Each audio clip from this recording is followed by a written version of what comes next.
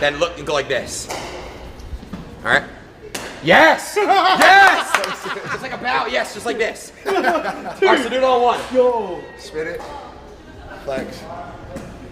Dude! Yes! In the camera. He does that? We actually do it? Yeah. Bro. That's easy. Oh, I that's like it. good. All right, so let's do it together. Ready? Spin. Flex. For some reason, this is supposedly a very big deal. For some reason, I'm being told by the chief diversity doofus in the National Football League that I am supposed to be offended by this. I'm supposed to be outraged. I have watched this clip several times. I was trying to see what was supposed to offend me or what was supposed to be offensive. After watching the clip 4, maybe 5 times, I couldn't find it. Supposedly, Puka Nacua was doing a hand gesture that was anti-Semitic. He was forced to eventually issue one of those patented insincere public apologies where you're apologizing while having absolutely no idea what you're actually apologizing for. Please forgive me. I had no idea that my touchdown celebration could potentially be offensive to someone. I'll never do this again.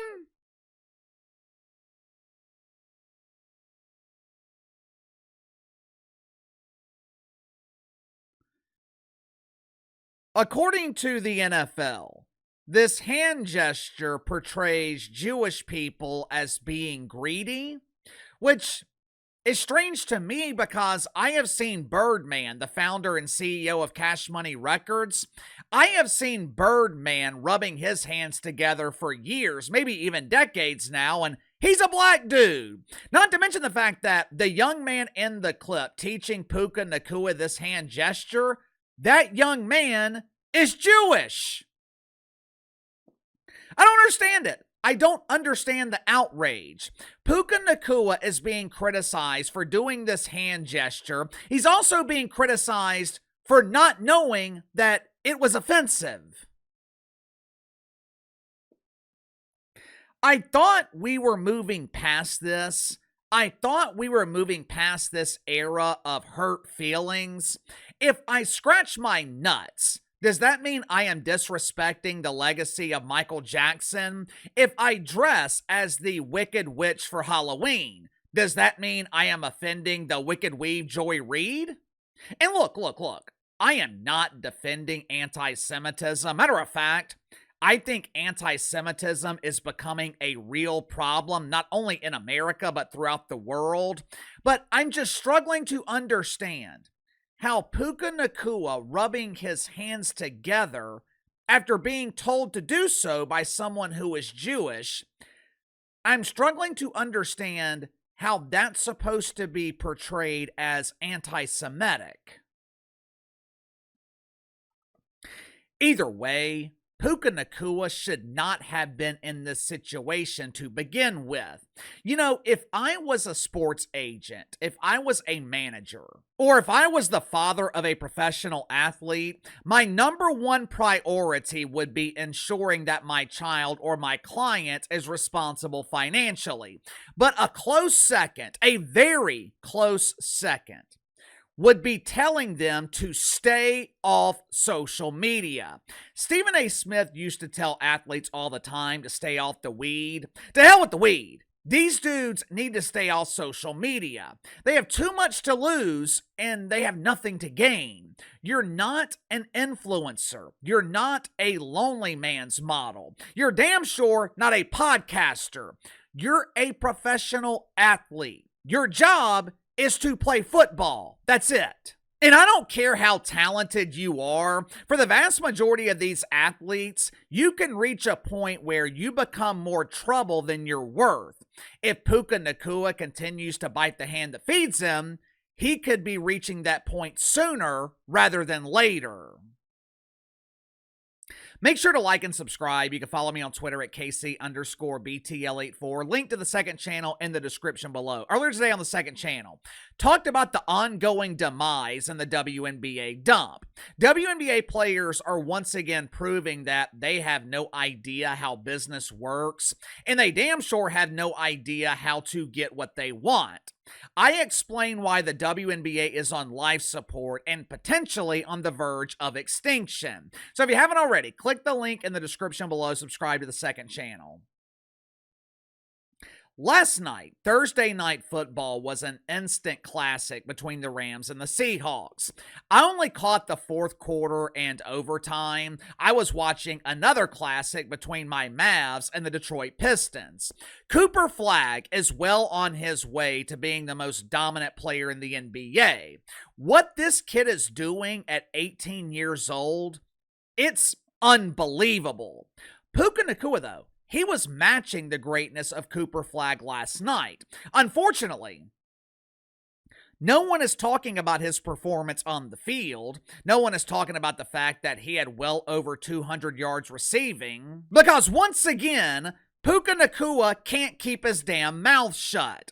Earlier this week, when Puka Nacua was doing the live stream with whoever the hell Aiden Ross is, he made some inflammatory remarks about NFL officials, NFL referees.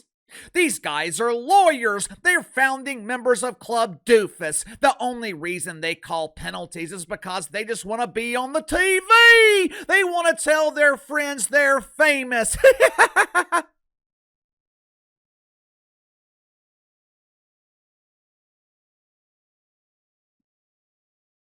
According to reports, Puka Nacua was admonished by his boss, his head coach, Sean McVay. I'm sure Sean McVay told him to shut the hell up. Going into the game last night, Roger Goodell, "Hey, it's me, Roger G!" Uncle Roger in the NFL front office hadn't really gotten involved. So, all good, right? All Puka Nacua had to do going forward is shut the hell up. Don't talk about the officiating. Don't pretend that referees are throwing flags to be famous. All you got to do, catch the ball, score touchdowns, and everything else will be fine. Game ended last night, I would say 10:50, 10:55 Central Time. Seconds. And I mean literally seconds after the game ended, Puka Nacua got on Twitter and doubled down on his criticism of NFL officials. "Can you say I was wrong? Appreciate you, Stripes, for your contribution. LOL, I'm laughing out loud."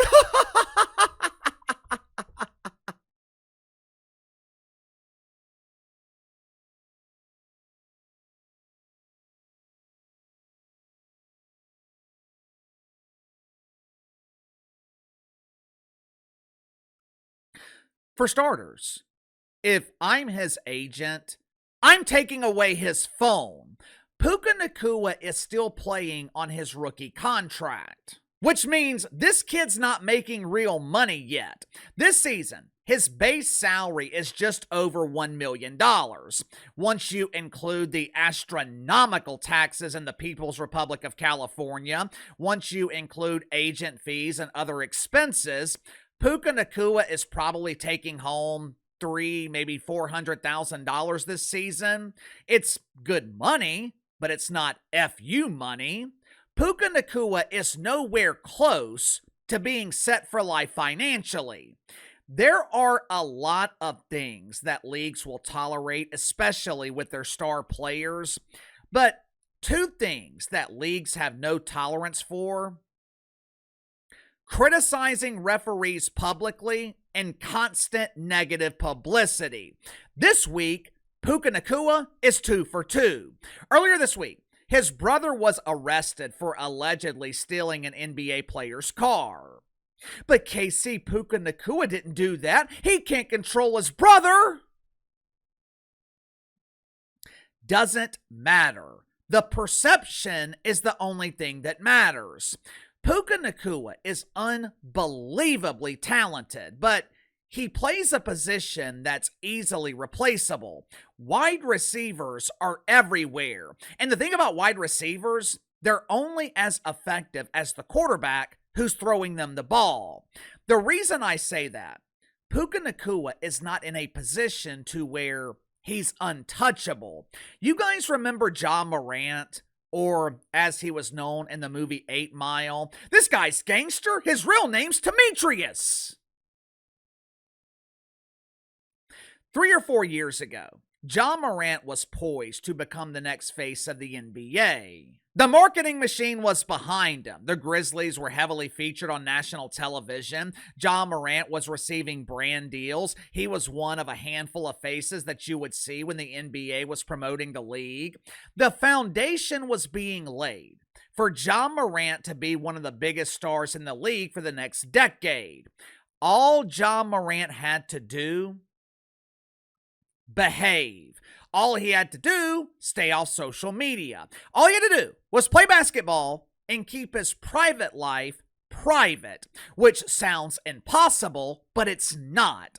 LeBron James has been living in the spotlight since he was 16 years old, and somehow LeBron has managed to stay out of trouble. That's all Ja Morant had to do. Stay out of trouble. What does he do instead?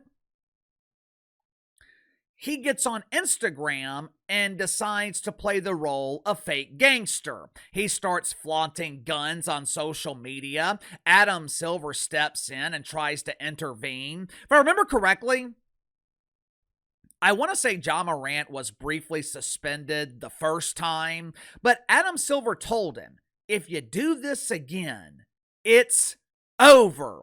If you do this again, the league is moving on. We are not going to invest millions of dollars in you while you're running around pretending to be a gangster. Unfortunately, Ja Morant didn't listen. A month or two later, he's on social media again playing with guns. That was 2, maybe even 3 years ago. And look where Ja Morant is now.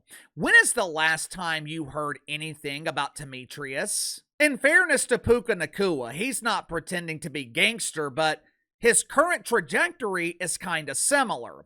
You can't bite the hand that feeds you. You can't be going public with your grievances about NFL officials. You can't be putting yourself in situations where you're being accused of antisemitism. Do I think Puka Nacua knew that he was being anti-Semitic? No! Hell, I didn't even know that rubbing your hands together was considered anti-Semitic. When I see people rubbing their hands together, I just assume that they're cold. But seriously, ignorance is not a defense when it comes to negative publicity. The NFL does not care if Puka Nacua didn't know. The only thing the NFL cares about is their image. And if you're making them look bad consistently, they will bury you. You will be so hidden. You'll be so unknown. Your mother won't be able to recognize you. You can make money or you can fight the system. The reason you rarely hear me complain about YouTube, they're the ones feeding me. When I was going through my struggles with views last month, I didn't blame YouTube. I didn't lash out against the platform. I didn't bite the hand that's sending me fat checks every month. I made adjustments and I moved on. All Puka Nacua has to do, play football. That's it. This kid's a star. This kid can make millions of dollars. All he has to do is open his hands and shut his mouth. Sound off in the comments below. I'll see you guys tomorrow.